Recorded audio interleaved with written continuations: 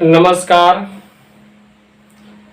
मैं राहुल सर, स्वागत है जब सबका फिर से आपके अपने और मेरे YouTube channel 5G method by Rahul Sharma पे। आज हम लोग कुछ विशेष मुद्दे पे बात करेंगे कि क्या अभी जो अपने देश में जो हो रहा है क्या वो सही है या फिर गलत है। तो सबसे पहले तो हमें ये जानना होगा कि आखिर ये क्यों हो रहा है। आखिर आज ये जो हो रहा है इसकी नौबत क्यों आई, इसकी शुरुआत कहां से हुई, कैसे हुई। तो मैं आपको बता दूं कि सबसे पहले 2020 और 21 की बात की जाए तो 2020 और 21 में कुछ भर्तियां हुई थी एयरफोर्स और आर्मी का। एयरफोर्स वाले का रिटेल हो गया, मेडिकल हो गया, रनिंग भी हो गया। अब उन्हें सिर्फ इंतजार था तो मेरिट का और ज्वाइनिंग का, और संजोग से इंतजार करते करते 2 साल निकल गए। 2 साल बाद अचानक सरकार ये घोषणा करती है कि नहीं, अब एयरफोर्स की जो भर्ती है उसको कैंसिल किया जाता है और ये भर्ती फिर से लिया जाएगा। दूसरा रीजन है वर्ष 2021 में 20 में तो लॉकडाउन के कारण मतलब कहीं भी आर्मी की रैली भर्ती नहीं हुई, लेकिन वर्ष 2021 में लगभग हर जगह आर्मी की रैली भर्ती निकली। बच्चे रनिंग भी निकाले, उनकी मेडिकल भी हुई, लेकिन फिर कोरोना के कारण उन लोगों का रिटर्न नहीं हो पाया। वैसे जनरली हर वर्ष भर्ती के 45 से 60 दिन के अंदर में आर्मी की रिटर्न हो जाती थी, लेकिन 2021 में इसका कुछ रीजन था। रीजन ये था कि पूरा विश्व कोरोना जैसी वैश्विक महामारी से गुजर रहा था और इसको मद्देनजर रखते हुए आर्मी की जो एग्जाम डेट थी उसका डेट आगे बढ़ा दिया गया। फिर भी बच्चे खुश थे, उन्हें उम्मीद थी कि आज नहीं तो कल एग्जाम होगा ही होगा। अब अचानक से जून 2022 में यह घोषणा होता है कि नहीं, ये भर्ती कैंसिल हो गई, ये भर्ती अब नहीं लिया जाएगा, अब फिर से रनिंग होगा। बच्चे कहीं ना कहीं इससे नाराज हैं और साथ में एक और नियम भी लागू हो गया, अग्निपथ योजना। और इसके तहत जिस सैनिकों की भर्ती होगी उन्हें अग्निवीर कहा जाएगा। जनरली आर्मी में 15 साल 17 साल जॉब करने के बाद एयरफोर्स में, नेवी में लोग रिटायर होते हैं और रिटायरमेंट में एक मोटी रकम मिलती है और साथ साथ उन्हें जीवन भर सरकार की ओर से हर महीने पेंशन मिलता है। लेकिन ये जो अग्निपथ योजना है इसके अंतर्गत इसे समाप्त कर दिया गया और ये निश्चित किया गया कि इजराइल देश, चीन देश के तर्ज पे अब इंडिया में भी 4 साल के लिए सैनिकों की भर्ती होगी और 4 साल बाद 75% सैनिकों को घर भेज दिया जाएगा। यानी घर तो सबको भेजा जाएगा और फिर 1 महीने के अंदर में एक एग्जाम कंडक्ट कराया जाएगा और उसमें से 25% कैंडिडेट को आगे के लिए रख लिया जाएगा और बाकी जो 75% है उन्हें घर भेज दिया जाएगा। तो युवा इस योजना से भी नाराज हैं। आखिर उनका एक सवाल है कि आखिर हम 4 साल सेवा देने के बाद कहां जाएंगे? आप जो हमें 11 लाख 12 लाख रुपए रिटायरमेंट के रूप में देंगे, क्या उससे मेरी जीवन गुजर बसर हो जाएगी? विद्यार्थियों की सिर्फ इतनी सी सवाल है, हमें कहीं ना कहीं रिजर्व कर दिया जाए। अगर हम सेना में 4 साल जॉब करके आते हैं, उसके बाद पढ़ाई लिखाई कर पाना मुश्किल हो जाएगा। रीजन ये है कि आदतें छूट जाएगी पढ़ाई लिखाई की। तो विद्यार्थियों के लिए जो रिटायर होकर के आएंगे उनके लिए थोड़ा सा मुश्किल हो जाएगा। तो उनके बस कहने का साफ और सीधा अर्थ है कि आखिर हम 4 साल बाद कहां जाएंगे।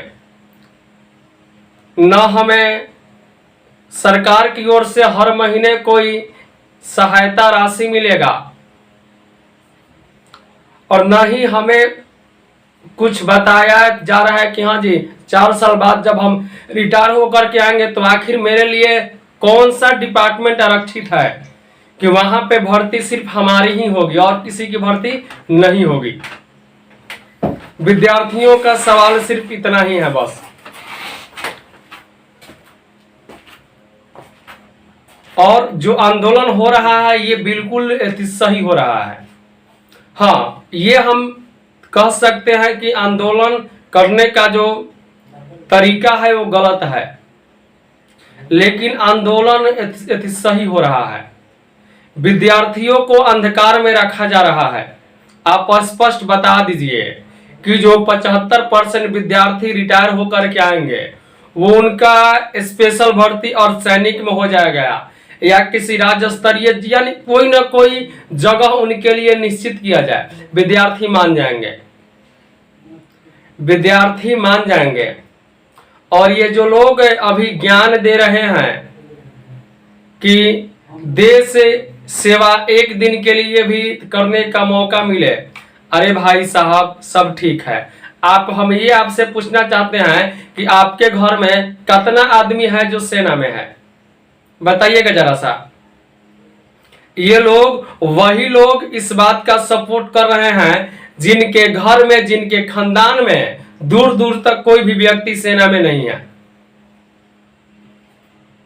दूर दूर तक कोई सेना में नहीं है, वही लोग इसका सपोर्ट कर रहे हैं।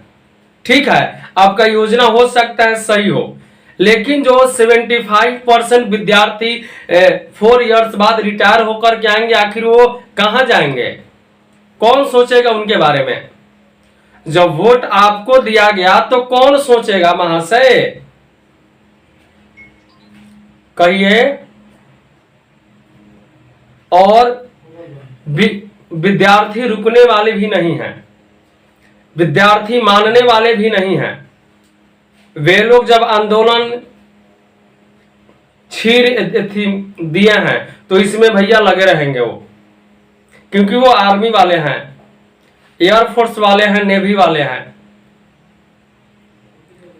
भाई साहब, ये जो 75% विद्यार्थी रिटायर होकर आएंगे ना, इसका साइड इफेक्ट भी देखने को मिलेगा। साइड इफेक्ट इसका क्या हो सकता है? वे लोग एक अच्छे खासे हथियार के जानकार होंगे, हर हथियार को अच्छे से वे जानते होंगे, गोला बारूद बंदूक सबकी जानकारी उनके पास अवेलेबल होगी, बहुत बढ़िया से प्रशिक्षण किए हुए होंगे। अगर आप उन्हें कहीं रिजर्व नहीं करेंगे, आप उनका यूज करके फेंक देंगे, तो उनके अंदर जो है आपके प्रति, देश के प्रति कहीं ना कहीं मन में द्वेष उत्पन्न होगा। समझ रहे हैं? और मन में जब द्वेष उत्पन्न होगा तो जब वे 4 साल बाद आएंगे तो गलत रास्ते पे जाएंगे, रंगदारी करेंगे, गुंडा बनेंगे, बदमाश बनेंगे। कहां जाएंगे वो? और विद्यार्थी तो सिर्फ आपसे इतना ही कह रहे हैं कि जो पहले का भर्ती है वो भर्ती जैसे होता था वैसे करा लिया जाए, क्योंकि अब उनका उम्र भी खत्म हो गया है। आपको जब ये रद्द ही करना था, कैंसिल ही करना था, तो आप ये पहले कर दिए होते, समय रहते समय के अंदर में कर दिए होते। 2 साल तक 2.5 साल तक इसको लटका दिए, और लटकाने के बाद आप कह रहे हैं कि भर्ती रद्द हो गया, कैंसिल हो गया। इसको क्या कहा जा सकता है? इसको तो मनमानिए ना कहा जाएगा कि आपके मन में जो आएगा वो सही है। आपके मन में जो भी विचार आएगा, आपके मन में जो भी बात आएगा वो सब सही है, बाकी लोग गलत हैं। अगर कोई विरोध करे आपका तो वो देश द्रोही है, और आप कुछ भी लागू कर दें और लोग उसका सपोर्ट करें तो आप देशभक्त हैं। बड़का देशभक्त है भाई। देशभक्ति का मतलब यह नहीं होता है कि नौजवानों को दबाया जाए, नौजवानों पे डंडा बरसाया जाए। अरे उनकी बात तो सुनिए, क्या जाता है बात सुन लेने में?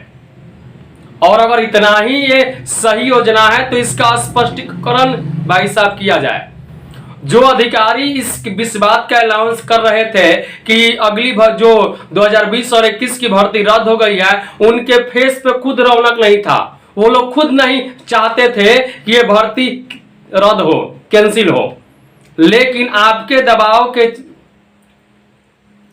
चलते, मंत्रालय के दबाव के वजह से उन्हें यह बात बोलनी पड़ी। लेकिन उनका मन रत्ती भर भी नहीं था ये बात बोलने का। कहिए भाई साहब, कहां का न्याय हो रहा है? और आप कहते हैं कि हम गरीब और युवाओं के साथ हैं। कहां साथ हैं आप?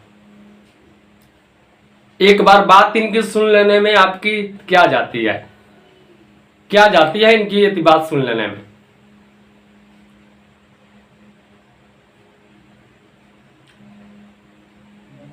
कहिए। तो महोदय, इस पे विचार किया जाए, इनके बातों को सुना जाए, समझा जाए और स्पष्ट किया जाए ना कि अग्निपथ योजना ये है, और इनको रिजर्व किया जाए कि जो 75% विद्यार्थी होंगे उनको अर्धसैनिक बल में, स्टेट पुलिस में, कहीं ना कहीं इनको इंगेज किया जाए। नहीं तो इसका गलत प्रभाव इस देश को फिर झेलना होगा, क्योंकि ये लोग एक अच्छे खासे जानकार, हथियार के जानकार, प्रशिक्षुक लोग होंगे जो आपका विरोध करेंगे। फिर विद्रोह की भावना हो जाएगी, बिल्कुल हो जाएगी, क्योंकि आपने उनका यूज करके फेंक दिया निकाल के। कहां जाएंगे वो? वे लोग कहां जाएंगे आखिर? इसलिए महोदय, विनती है आपसे, जो 2020 और 21 की भर्ती है उसको सुचारू ढंग से लिया जाए और अग्निपथ योजना पे विचार किया जाए। विचार करने का मतलब सिर्फ इतना है कि जो 75% बच्चे रिटायर होकर के आएंगे, आखिर वे कहां जाएंगे? बस इतनी सी बात है। उनके लिए कहीं ना कहीं जगह रिजर्व किया जाए, कहीं ना कहीं सीट रिजर्व किया जाए कि जो लोग इधर से निकल के आएंगे उनका भर्ती स्पेशल यहां होगा, ब्लॉक में, हॉस्पिटल, वहीं भी बड़े बड़े हॉस्पिटल है, सरकारी हॉस्पिटल है, उसमें भी सिक्योरिटी गार्ड की आवश्यकता होती है। जैसे आर्मी से जो लोग रिटायर होकर के आते हैं उन्हें सैप में भर्ती कर लिया जाता है, बैंक में गार्ड की नौकरी दी जाती है, तो वैसे इन्हें भी रिजर्व किया जाए भाई। यह अधिकार है। आखिर 21 साल, 22 साल, मैक्सिमम 25 साल के बच्चे रिटायर होके आएंगे। अभी उनके सामने पूरी जिंदगी है, कैसे बिताएंगे वे जिंदगी? और आप देंगे 11 लाख रुपए। क्या होगा उस 11 लाख रुपए में? अगर उनकी एक बहन होगी तो उसका भी शादी इस महंगाई के दौर में ढंग से नहीं कर पाएंगे। अपनी तो भाई साहब दूर की बात है, उनकी अपनी एक बहन की शादी भी वो लड़का ढंग से नहीं कर पाएगा। नहीं सोचिएगा इसके बारे में, कौन सोचेगा फिर? सोचिए सर महोदय, विनती है 10 9 जोड़ के।